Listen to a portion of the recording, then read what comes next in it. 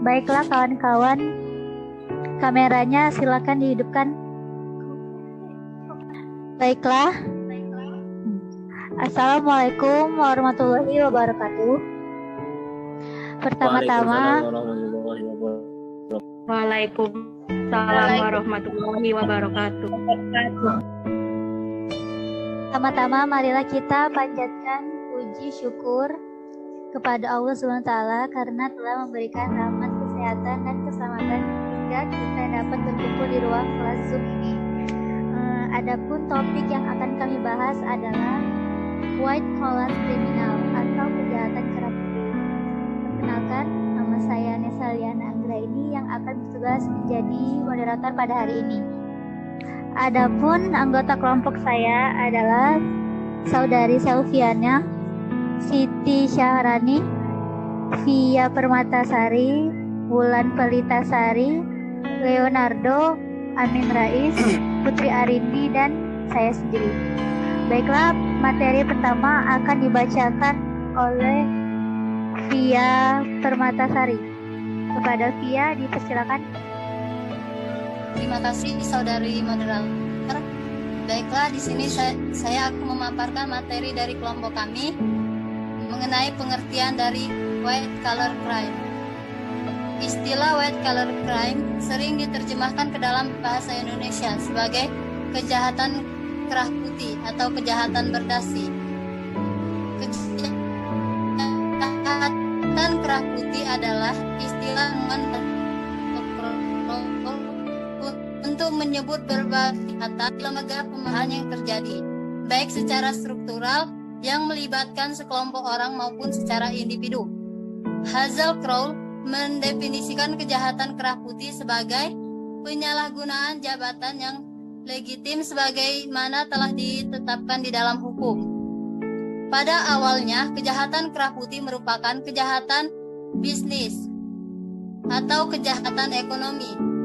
Pelakunya adalah para pengusaha-pengusaha dan para pejabat-pejabat publik di dalam menjalankan fungsinya atau perannya sehubungan dengan kedudukan atau jabatannya. Terima kasih.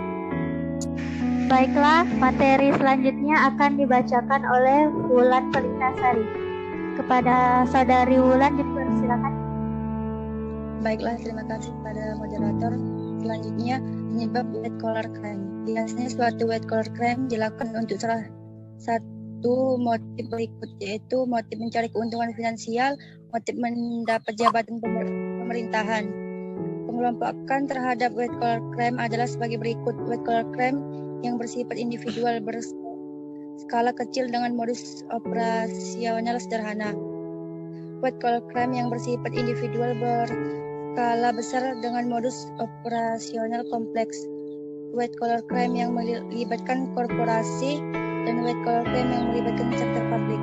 Baiklah, terima kasih, saya kembalikan kepada moderator. Baiklah, materi selanjutnya akan dibacakan oleh Saudara Leonardo. Kepada saudara dipersilakan. Baiklah, diganti kepada Saudari Putri Arindi. Baiklah, saya akan melanjutkan materi yaitu unsur-unsur yuridis dari white collar crime, yaitu sebagai berikut. Yang pertama, adanya perbuatan atau tidak berbuat yang bertentangan dengan hukum, baik hukum pidana ataupun hukum dan atau hukum negara. 2. Kelompok kejahatan yang spesifik. 3. Pelakunya adalah individu, organisasi kejahatan, atau badan hukum. 4.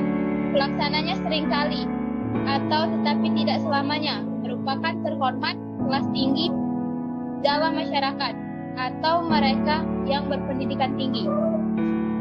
5. Tujuan dari perbuatan tersebut adalah untuk melindungi kepentingan bisnis atau kepentingan pribadi, atau untuk mendapatkan uang, harta benda maupun jasa, ataupun untuk mendapatkan kedudukan dan jabatan tertentu. Selanjutnya, perbuatan tersebut dilakukan bukan dengan cara-cara kasar, seperti mengancam, merusak, atau memaksa secara fisik, melainkan dilakukan dengan cara halus dan canggih. Dan yang terakhir, perbuatan tersebut biasanya dilakukan ketika pelakunya sedang menjalankan tugas atau ketika menjalankan profesinya atau jabatannya. Sekian, terima kasih. Saya lanjutkan ke moderator. Baiklah, akan dilanjutkan oleh Saudara Amin Rais. Kepada Saudara dipersilakan. Terima kasih kepada moderator Joanne Miller membagi white collar crime ke dalam 4 kategori. Yang pertama, organizational of professional crime, yaitu kejahatan yang dilakukan pada eksekutif demi keuntungan perusahaan berakibat kerugian pada masyarakat. Misalnya manipulasi pajak. Yang kedua, governmental professional crime, yaitu kejahatan yang dilakukan oleh pejabat atau birokrat, misalnya perbuatan sewenang-wenang yang merugikan masyarakat, misalnya korupsi. Yang ketiga, professional crime, yaitu pelaku kejahatan ini mencakup berbagai pekerjaan atau profesi, misalnya dokter, pengacara, akuntan. Kalau dokter biasanya melakukan aborsi.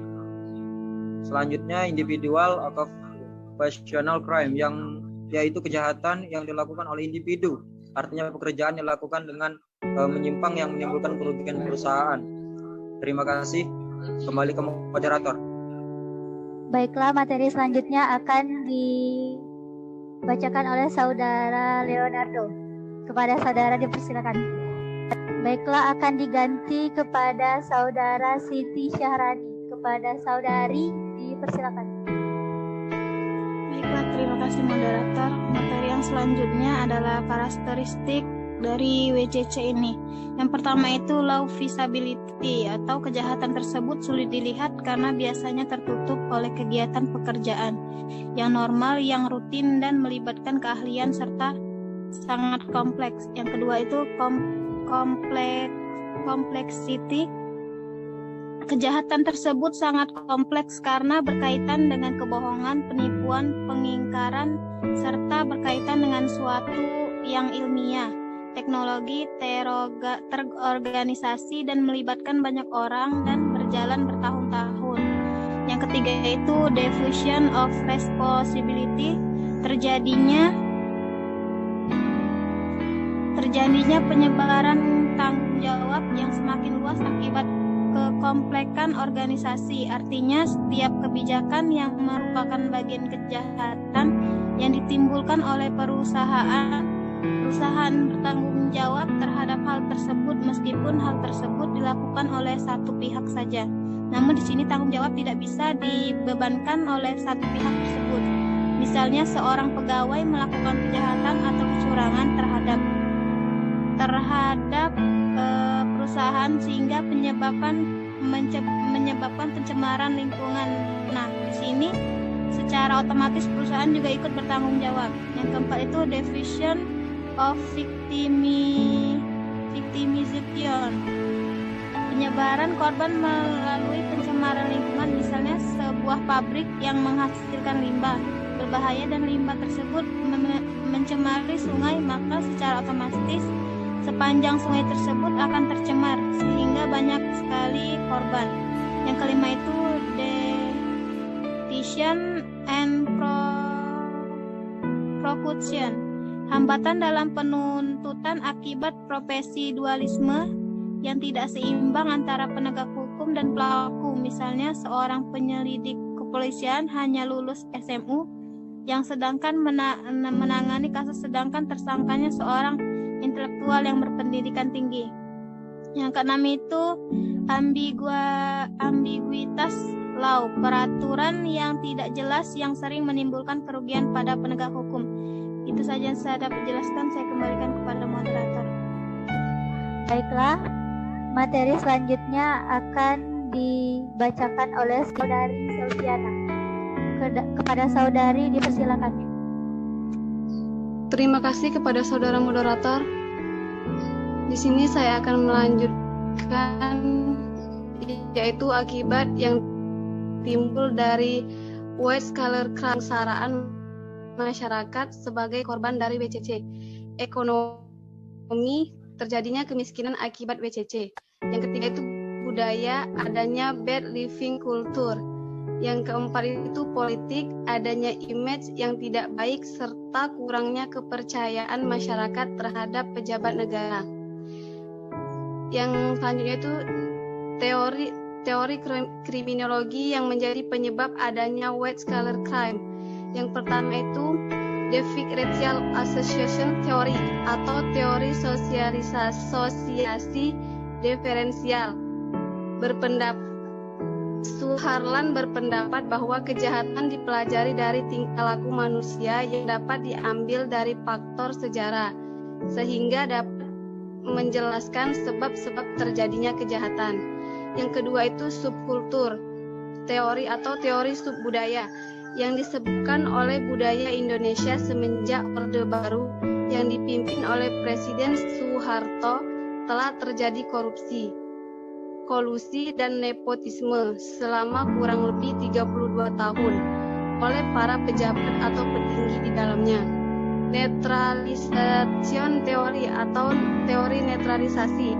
Asumsi dari teori ini adalah aktivitas manusia selalu dikendalikan oleh pemikirannya, bahwa setiap manusia berpotensi untuk melakukan kehilapan, terutama bagi orang-orang yang telah memiliki jabatan. Tentunya keserakahan menjadi salah satu sifat alami manusia yang mendorong terjadinya white collar crime. Baiklah, terima kasih. Saya kembalikan moderator. Baiklah, materi selanjutnya akan dibacakan oleh saudara Leonardo. Pada saudara dipersilakan. Terima kasih kepada moderator atas kesempatannya. Baiklah, saya akan melanjutkan masalah ini. Teori kriminologi lain yang menjadikan terjadinya white collar crime adalah opportunity theory atau teori kesempatan. Coleman berpendapat bahwa ketika adanya jabatan dan sarana membuat kesempatan dan dianggap menjadi satu-satunya metode untuk masih mencapai kekayaan, atau dengan kata lain takut jatuh, merupakan sebuah motivasi yang kuat bagi pelaku WCC atau white collar crime tersebut. Terima kasih. Saya kembalikan kepada moderator. Baiklah, terima kasih atas penjelasannya. Baiklah, di sini kami akan membuka sesi pertanyaan. Kepada audiens, silakan. Apakah ada yang ingin ditanyakan? Saya moderator ingin bertanya moderator. Izin bertanya moderator. Izin bertanya moderator. Baiklah, kepada saudara Muhammad Haikal. Saya Muhammad Haikal, NIM 1930103104 ingin menanyakan, sebutkan contoh kerugian dari white collar crime di lingkungan masyarakat. Itu saja, terima kasih. Terima kasih kepada saudara Haikal atas pertanyaannya. Adakah lagi yang ingin bertanya? Izin moderator. Izin bertanya moderator. Kepada saudara Farhan dipersilakan. Perkenalkan, nama saya Farhanuddin, izin bertanya moderator. Yang ingin ditanyakan, bagaimana cara mencegah white collar crime? Itu saja pertanyaannya moderator. Terima kasih. Terima kasih kepada saudara Farhan atas pertanyaannya. Apakah ada yang ingin bertanya lagi? Izin bertanya moderator. Kepada saudari Elisa dipersilakan. Baiklah, saya Melisa Indrianti, perwakilan dari kelompok 2 ingin bertanya, bagaimanakah reaksi masyarakat terhadap white collar crime? Terima kasih. Baiklah, kepada yang sudah bertanya tadi, silakan tulis pertanyaannya di kolom chat. Baiklah, terima kasih atas pertanyaan kalian tadi. Tolong berikan kami sedikit waktu untuk mencari jawaban.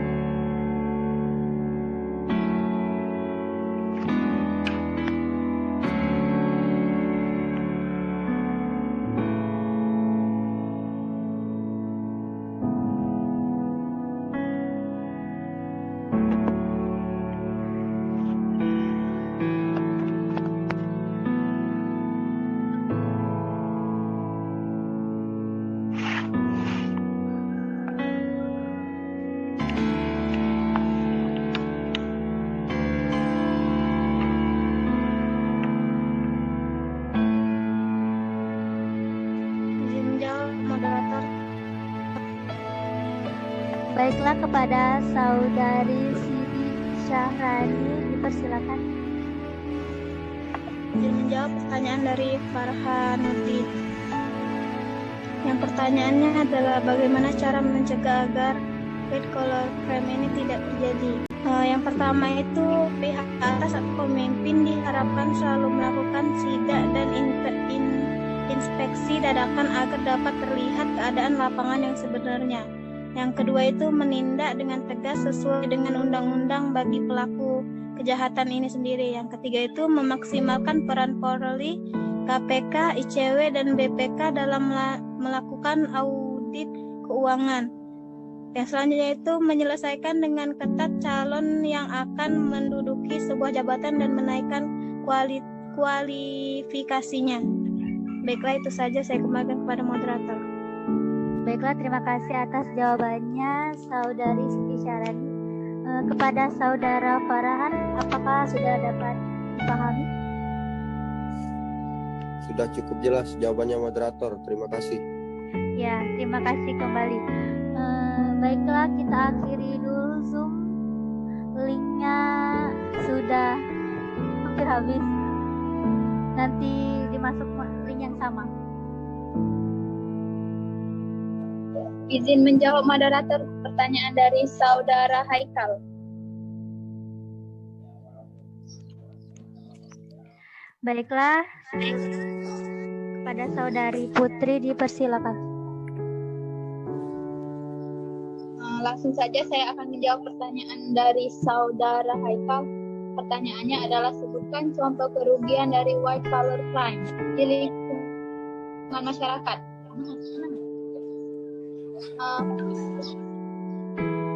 Sebelumnya white collar crime ini adalah kejahatan kerah putih.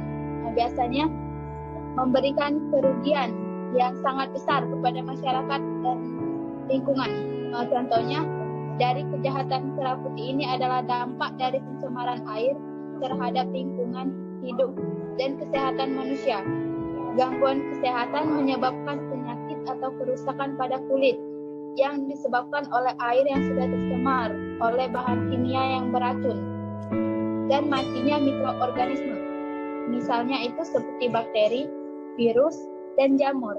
Penyakit yang dapat ada sakit perut yang disebabkan oleh bakteri atau organisme yang tidak baik untuk lambung manusia. Penyakit kanker disebabkan karena mengkonsumsi makanan yang telah terkontaminasi oleh merkuri dan timbal. Sekian, terima kasih. Saya kembalikan ke moderator. Baiklah, kepada Saudara Haikal, apakah dapat dipahami? Terima kasih kepada Saudari Putri Andrita Rindi, saya paham. Izin menjawab moderator.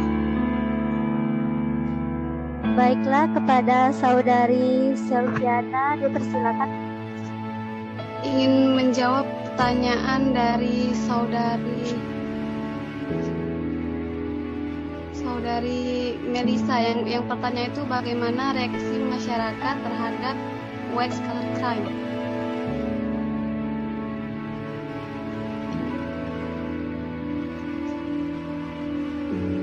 Jadi masyarakat sulit untuk mengidentifikasi perbuatan yang tergolong dalam WCC.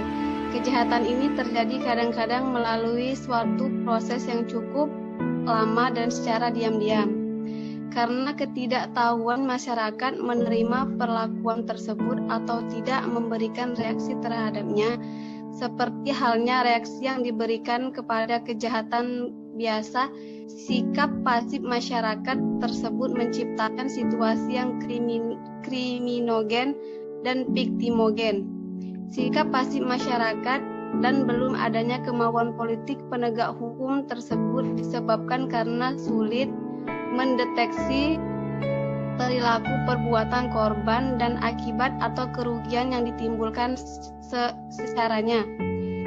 Kerugian yang diakibatkan oleh kejahatan yang termasuk dalam WCC sebenarnya sangat besar dan dalam skala yang luas serta sulit ditentukan batas-batasan yang dapat diderita oleh individu masyarakat, organisasi, atau institusi dan negara. Kerugian yang ditimbulkan oleh WCC tidak dirasakan secara langsung oleh korban seperti halnya kejahatan kekerasan. Kadangkala masyarakat justru menganggap bahwa perbuatan yang dilakukan oleh WCC tidak dipandang sebagai kategori kejahatan yang lebih serius daripada kejahatan biasa yang dilakukan secara konvensional.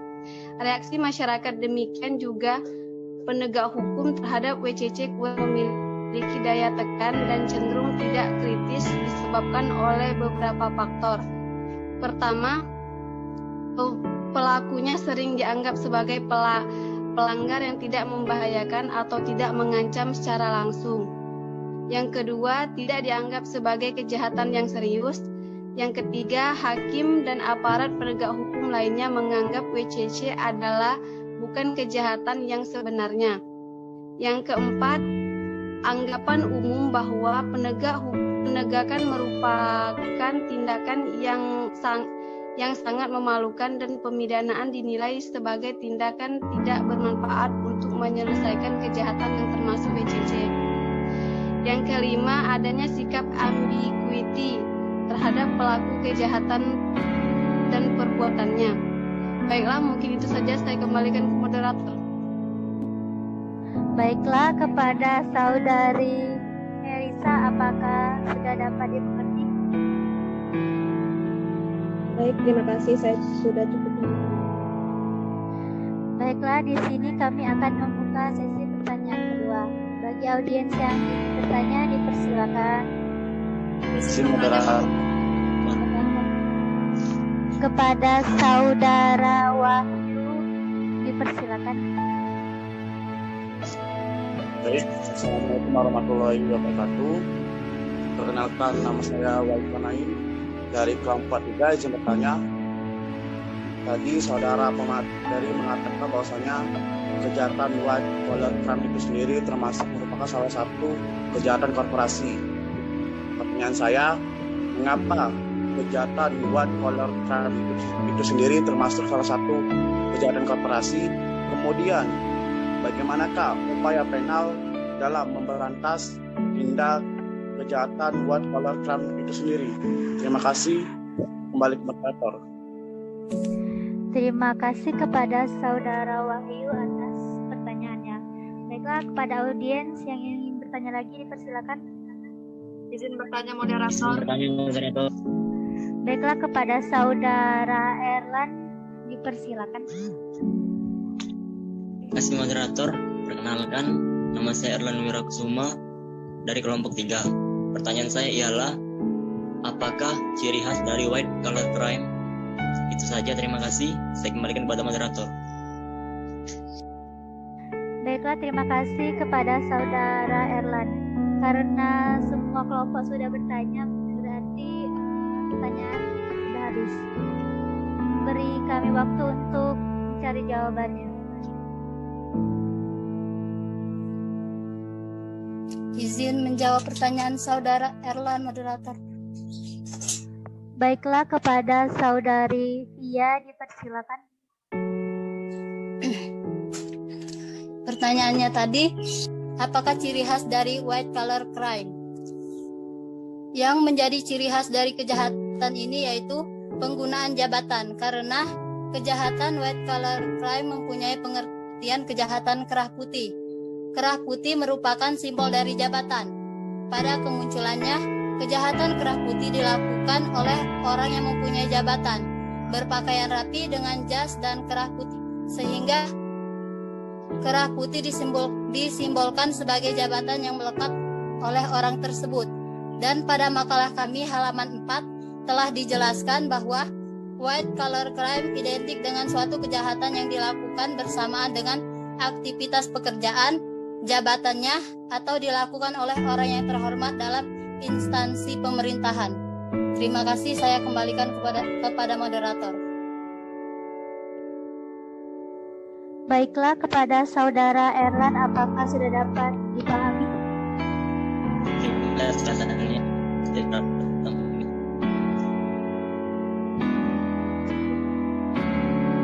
Izin moderator menjawab pertanyaan dari saudara Wahyu. Baiklah, kepada saudara Leonardo dipersilakan. Terima kasih kepada moderator. Pertanyaannya tadi adalah menurut saudara mengapa white collar crime sendiri termasuk salah satu dalam kejahatan korporasi, dan kemudian bagaimana upaya penal yang dilakukan pemerintah dalam memberantas WCC atau white collar crime. Baiklah, saya akan menjawab yang pertama dulu. Mengapa WCC tersebut termasuk salah satu dalam kejahatan kejahatan korporasi? Kita sudah menjelaskan dari teman-teman kita, yaitu saudara Amin tadi menjelaskan bahwa governmental assumptional crime. Jadi mengapa WCC tersebut termasuk dalam kejahatan korporasi? Karena adanya penjelasan dari saudara Amin tadi, governmental operational crime, yaitu kejahatan yang dilakukan oleh pejabat atau birokrat, perbuatan sewenang-wenang yang dilakukan atau disalahgunakan oleh masyarakat, oleh pejabat tersebut dan merugikan masyarakat. Dan yang kedua adalah ada professional assumptional crime, yaitu pelaku kejahatan yang mencakupi berbagai pekerjaan tadi. Itulah jawabannya. Dan bagaimana cara untuk memberantasnya tadi adalah dengan cara satu pertama adalah pihak atas pemimpin diharapkan selalu melakukan sidak dan inspeksi agar dapat terlihat keadaan lapangan yang sebenarnya. Dan yang kedua adalah menindak dengan tegas sesuai dengan undang-undang bagi pelakunya. Ketiga, memaksimalkan peran Polri, KPK, ICW dan BPK dalam melakukan audit keuangan. Yang keempat adalah menyeleksi dengan ketat calon yang akan menduduki sebuah jabatan dan menaikkan kualifikasinya. Mungkin itu saja jawabannya. Saya kembalikan kepada moderator. Baiklah, kepada saudara Wahyu, apakah dapat dipahami? Baik, untuk yang dapat saya simpulkan bahwasanya untuk poin pertama, mengapa white collar crime itu sendiri termasuk kejahatan koperasi ialah melibatkan suatu badan hukum atau lembaga, bukan begitu? Untuk poin pertama. Ya, benar. Karena penjelasan saudara Amin tadi kan mencakupi profesi pekerjaan. Ya. Untuk poin pertama saya anggap clear. Untuk poin yang kedua, untuk upaya penal itu sendiri, ini melanjutkan pertanyaan dari sebelum sesi pertama tadi, bahwasanya sesi pertama tadi adanya upaya pencegahan yang ditanyakan, upaya pencegahan sesi pertama tadi. Sedangkan pertanyaan saya ini upaya penal. Sedikit informasi bahwasanya upaya penal ini sendiri adalah upaya kejahatan yang menitik beratkan pada tindakan represif setelah terjadinya tindak pidana tersebut. Artinya setelah atau sesudah kejadian tersebut tidak terjadi. Jadi yang pertanyaan saya adalah upaya menanggulangi, bukan upaya mencegah. Kan kalau mencegah itu kan sebelum terjadinya tindakan tersebut. Sedangkan pertanyaan saya adalah upaya penal, yaitu upaya yang sesudah terjadi dari tindakan tersebut. Sekian, terima kasih.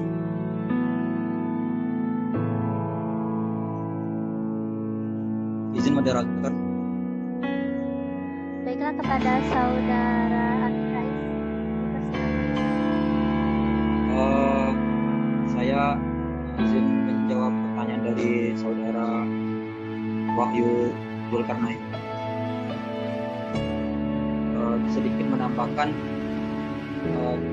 tentang penanggulangan untuk upaya hukum white collar crime yang di bidang korporasi.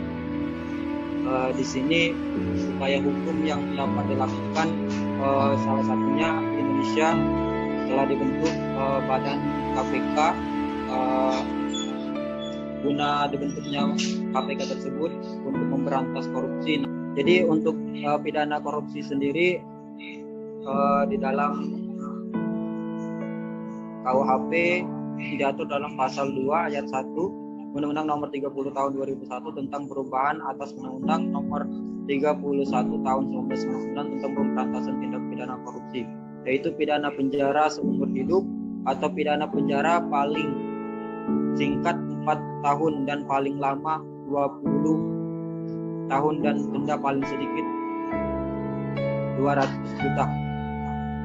Jadi intinya itu untuk upaya hukum penanggulangan korupsi sendiri bisa dimasukkan ke dalam penjara, namun menurut saya itu masih belum efektif karena di penjara itu sendiri masih terdapat penyelewengan. Jadi menurut saya itu ditambah lagi untuk penanggulangannya itu yang di dalam penjara itu supaya dia jera digunakan kerja paksa karena tindakan dia itu sudah membuat negara mengalami kerugian. Untuk mencegah itu ditambah kerja paksa. Terima kasih. Baiklah, kepada Saudara Wahyu, apakah dapat dimengerti? Jadi yang dapat saya simpulkan bahwasanya untuk upaya penal itu sendiri ialah harus dapat terjadinya sanksi pidana, bukan begitu? Maksudnya inti kesimpulannya? Iya benar, sanksi pidana penjara seumur hidup. Baik, terima kasih. Baik, terima kasih atas penjelasannya. Kembali kepada moderator. Baiklah, terima kasih atas pertanyaan dari Saudara Wahyu tadi. Demikianlah presentasi kami hari ini. Apabila ada kesalahan, saya mohon maaf. Saya tutup presentasi sore hari ini. Wassalamualaikum warahmatullahi wabarakatuh. Waalaikumsalam warahmatullahi wabarakatuh.